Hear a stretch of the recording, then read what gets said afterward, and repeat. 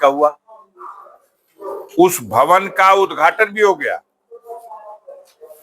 और कई महीना पहले हो गया, लेकिन आज तक उस भवन में न कोई वीआईपी अधिकारी, न कोई वीआईपी नेता, न किसी रेलवे के उपयोग में आया और न किसी अन्य के। यह अवसर सौभाग्य में हुआ कि उसमें वो रुक सके। लेकिन वहां का अधिकारी तो यह कह रहे कि सब चूहों की कारस्तानी है। अब क्या कहा जाए, किसी बात का जवाब तो लोग देते हैं, लेकिन ये हमको भी नहीं पच रही है और गाजीपुर की जनता को भी नहीं पच रही है कि अभी बनते देर नहीं, जिस ग्रेनाइट पत्थर को बताया गया था कि भूकंप भी आएगा तो इस पे स्क्रैच नहीं पड़ेगा, पूरी पूरी सिल्ली टूट के धंस गई है। अब चूहों की कारस्तानी है, दीमक की कारस्तानी है, उसका भी ट्रीटमेंट करने के लिए तमाम तरह के रास्ते हैं। भी हो सकती है। मैं ये समझता हूं कि गिरफ्तारी होना हर समय तैयार रहना चाहिए। लोग व्यवस्था को तानाशाही ढंग से चलाने का प्रयास कर रहे हैं, लेकिन जनता इन्हें विफल कर देगी। बर्क साहब निर्भीक हैं और कोई ऐसा उनसे गुनाह नहीं है कि जिसके लिए वो घबरा जाएं। हिम्मत है इनको तो उसको गिरफ्तार करें ना। ये एक जनता द्वारा निर्वाचित, लाखों जनता के द्वारा निर्वाचित, आरोप क्या है उनके ऊपर बताओ, कोई आरोप बताओ। हत्या का है कि डकैती का है, किस चीज का है, बलात्कार का है, पब्लिक को भड़काने का।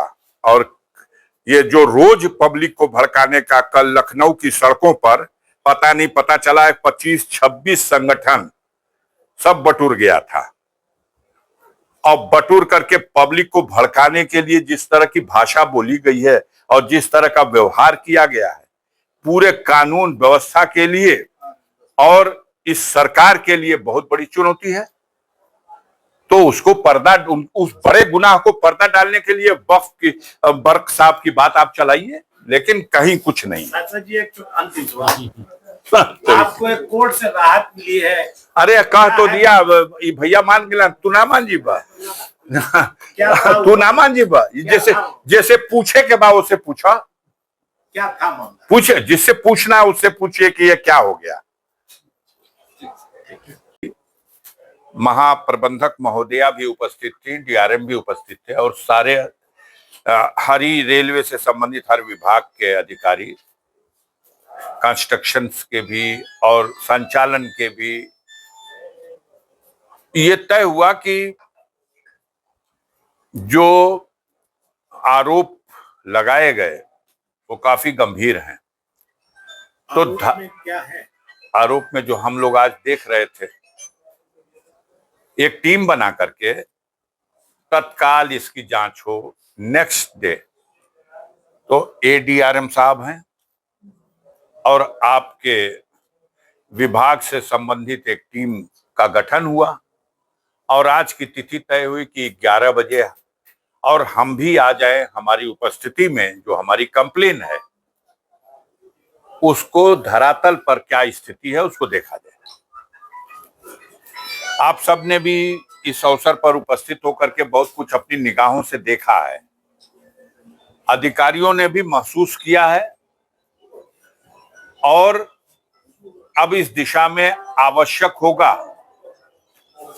तो टेक्निकल टीम से भी इसकी जांच कराए जाने की, जिन जिन कार्यों की गुणवत्ता बिल्कुल घटिया किस्म की है। गांव में प्रधान भी जो अपने गलियों का और किसी तरह का निर्माण कराता है वो इससे बेहतर कराता है। ग्रेनाइट बिछी हुई है और टूट के खत्म है, ठेकेदार पेमेंट करा चुका है, विकास का ढिढोरा पीटा जा रहा और ठेकेदार विभागीय कुछ भ्रष्ट अधिकारियों की मिली भगत से गवर्नमेंट के खजाने में जनता का जो धन रखा हुआ है उसका बंदरबाट कर रहे हैं।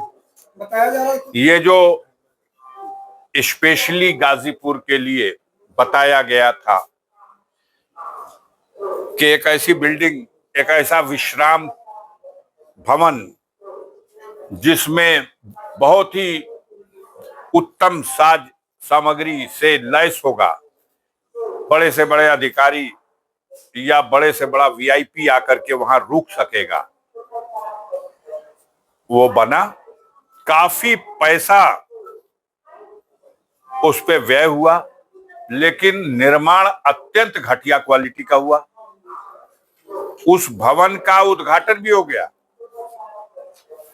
और कई महीना पहले हो गया, लेकिन आज तक उस भवन में न कोई वीआईपी अधिकारी, न कोई वीआईपी नेता, न किसी रेलवे के उपयोग में आया और न किसी अन्य के।